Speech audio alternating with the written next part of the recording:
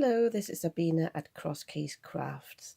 It's December the 4th, so this means I'm going to make my 4th card in this series. If you haven't watched my first video, I decided to make my own crafty calendar, and I took out many of my unused or hardly used dies and I put them in this box. And I'm going to pick one out every day and I'm going to make a card with the dies. I haven't used that. So today, you can already see what this is. I popped in these dies. These are, as you can see, these are nesting dies. I only bought these recently, that's why I haven't used these yet. But when I popped them into my advent calendar, I thought they would go nicely with these.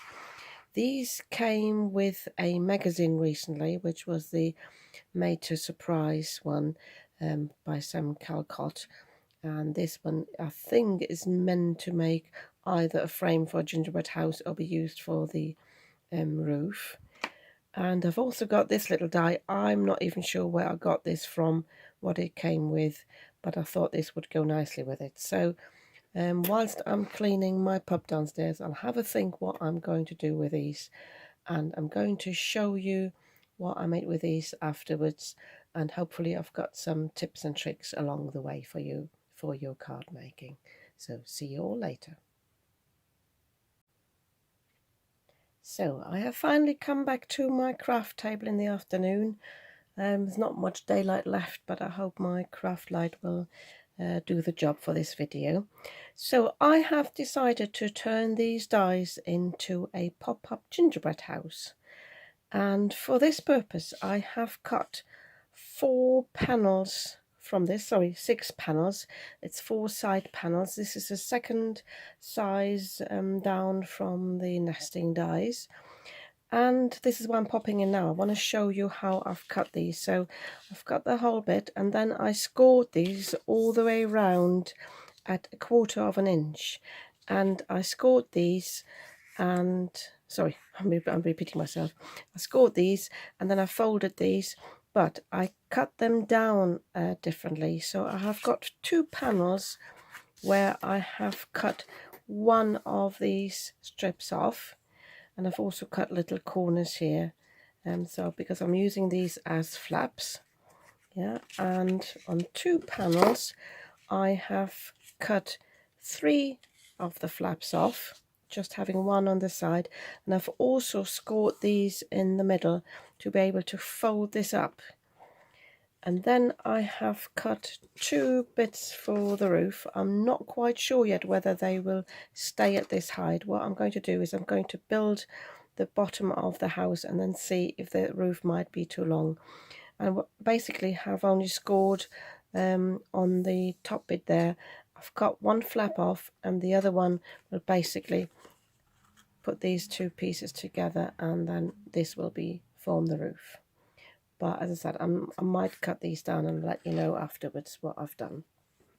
I've also, with the other dies that I wanted to use, this one here, I've just cut 2 window frames, and I'm just going to glue these down, but I'm going to stamp something inside. I'll keep it simple. I don't want any die cut details anymore, so I'll just stamp something inside.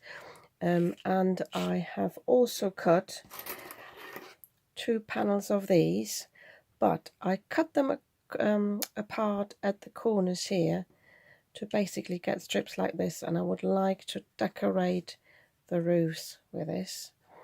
And the inside here from this die, I use this to cut this bit out, but I also might use these as like an inverted scallop to decorate side panels, but I don't know about this yet.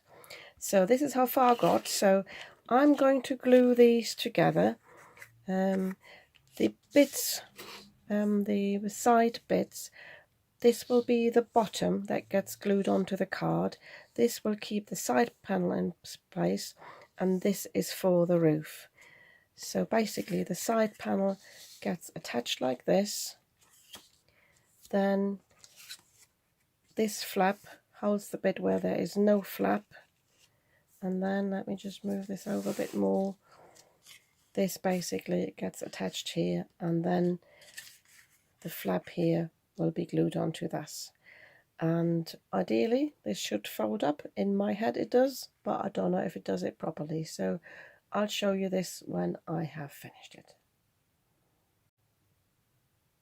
Just popping in again to show you a middle step, so I don't have to explain it afterwards.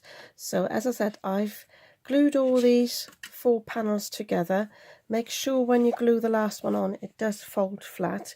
So for the last panel I actually used some of the red tape because I find it easier, especially with the craft cardstock. I find it absorbs the collal glue. I'm using the liquid glue too quickly, so if you use that it will definitely stick down. And for the roof I have stayed the original size.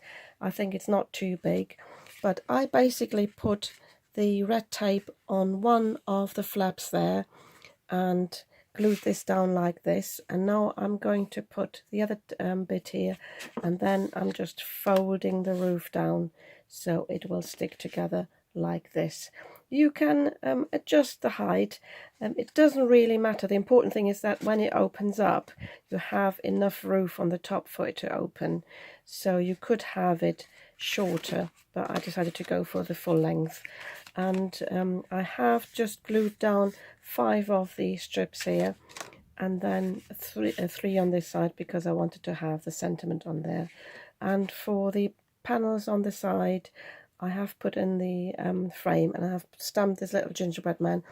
Both the sentiment and the gingerbread stamp are from this Sam Calcott kit magazine, from the Made to Surprise magazine, the same one that came with this, but they were also available in last year's Christmas Paper Craft Society box.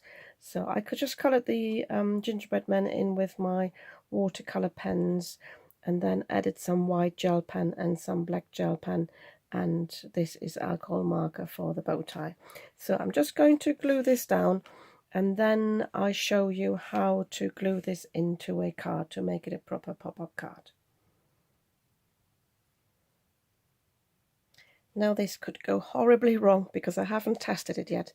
I have put some red tape at on the bottom flap here, and what I'm going to do is I'm going to hold this flat and I'm going to put it as close as possible, and also making sure it's equal on either side, onto this fold here. This is a 6x4 card, or slightly smaller because it is cut from an A4 sheet.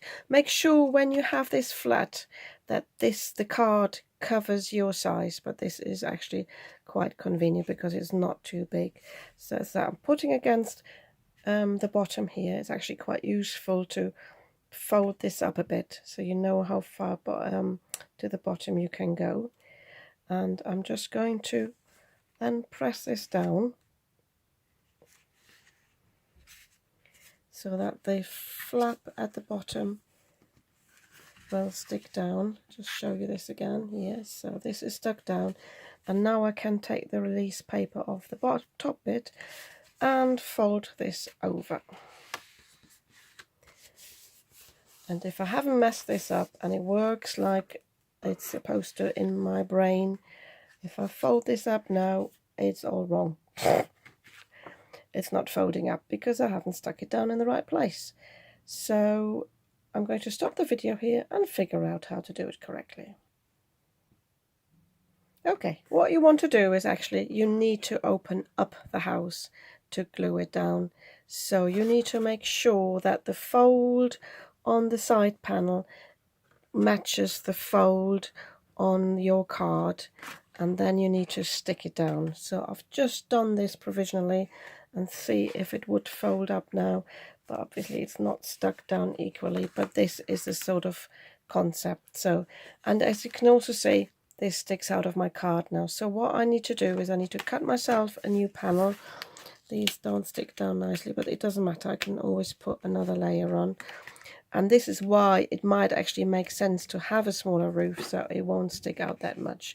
But I'm going to sort this out now. I'm going to cut myself a new card panel and then I'll come back.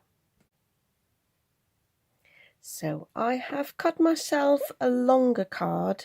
Basically I cut 2 panels from an A4 sheet, and I put them together by creating a flap. I just scored at 3/8. I put some red tape on there to keep it in place, and I've basically stuck these two together. I'm not too fussed about this because most of this will disappear underneath the gingerbread house anyway, and I left it really long because once the gingerbread house is in here, I can then cut it to size and then create an envelope for this. This time I'm going to attempt it a bit more mathematical to make sure this actually sits in the middle and folds up. So what I have done is I have measured the side panels here, and half of the side panel is just over 1.5 inches. So I have marked 1.5 inches here from the score. Sorry, get a little light there. From the score line here. It's better to be closer to the line and the house not to completely open up than being over the line and then not being able to open it up at all. I have put some red tape on one of the flaps, and now I'm going to align this on my line here. I tell you what, actually I will mark these outside the houses. So use a pencil, just very lightly. Sorry, my ruler is sticking down, I can't move it. So I will mark it outside here for me to be able to see on either side where I need to stick it down. And then, as I said before, make sure you evenly put it down in between those. So I can now see from the side where my flap ends. Once I've stuck it down, I'm going to show this to you. So the flap is here, and this is basically the score line of the house, or where the actual house starts. So if I haven't done it completely wrong, I'm going to put down the tape here. This time it should pop up properly. As I said, it's always easy in the head, but to figure it out yourself, it's not that easy.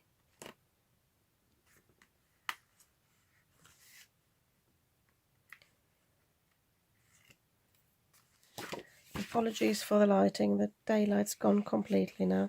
So I'm just folding this over here now, pressing this down, and now, if I'm not wrong, this should open up, and it does. There we go. So this is the way, as I say, it doesn't fold up completely, but it doesn't matter because that means it will actually fold back quite nicely. And there we go. A pop-up card. I've at last used my dies that I wanted to use. Took a bit longer to figure this one out, but yeah, quite pleased with the result. I'm going to decorate this a bit on the inside. As I said, I'm going to cut this down. I can see here, and I just can easily put that in my guillotine, and I will decorate the front as well. Decide which way around I want it. Either side is fine, and yeah, there we go. This is my project for December the 4th, and I'll see you tomorrow on December the 5th.